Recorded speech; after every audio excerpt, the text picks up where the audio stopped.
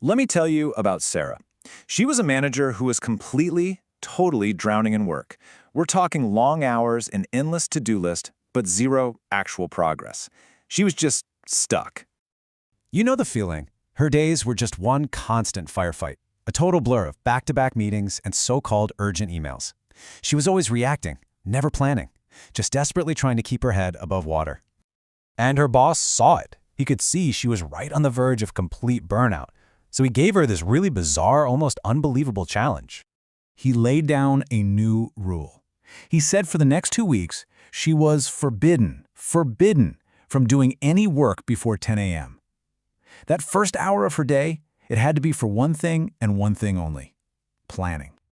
Now, Sarah, of course, thought this was completely insane, and those first few days were pure agony. She could feel the phantom buzz of her phone, that magnetic pull of her inbox just piling up with emergencies. It felt so counterintuitive. But, reluctantly, she did it. She sat down every single morning with just a blank notepad. She'd map out her day, define her single most important task, and actually prepare for her meetings. And what happened next? Well, it completely transformed her entire approach to work. Now, to understand how, we've got to look at this framework called the agency matrix. It basically shows the journey from chaos to control. So check this out. The matrix has 4 quadrants. Most of us, just like Sarah, are stuck in quadrant 1, the firefighter. We're reactive, we're not that effective. Some are lucky amateurs over in quadrant 2. Proactive, but maybe not skilled enough to get things done.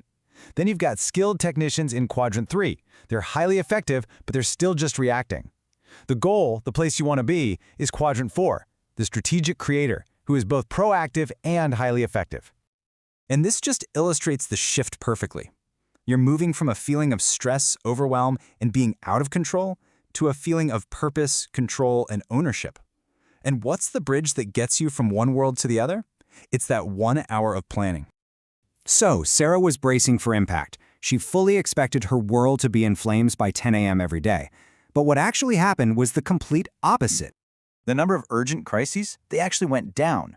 Her meetings got shorter and way more focused because she was prepared. And believe it or not, she started leaving the office an hour earlier than she used to. That one single hour created this incredible ripple effect of order throughout her entire day. She had stopped being a victim of her calendar and had become the architect of her day, designing it with real intention. And this brings us right to the core lesson she discovered, something we call the planning premium. Think about this for a second. What if you could invest 1 hour and get 3 hours of your time back? Sounds pretty good, right? This is the planning premium. That single hour you invest up front doesn't just disappear, it multiplies. It saves you 3 hours of wasted effort later because you're clarifying your goals and you're preventing those fires before they even have a chance to start. Okay, so how do you claim this for yourself? It's actually pretty simple. Here's a quick playbook you can start using today. All right, first thing, schedule your planning hour, and you have to treat it like a sacred, unbreakable appointment. Second, identify your big 3, the 3 most important things you need to accomplish for the day. And third, and this is critical, start your day with your plan, not by reacting to everyone else's agenda sitting in your inbox. So I'll just leave you with this question. Take a look at your schedule, at your day. Are you just letting it happen to you, or are you making it happen? The choice between being a firefighter and an architect, well, that's up to you, and it all starts with that first hour.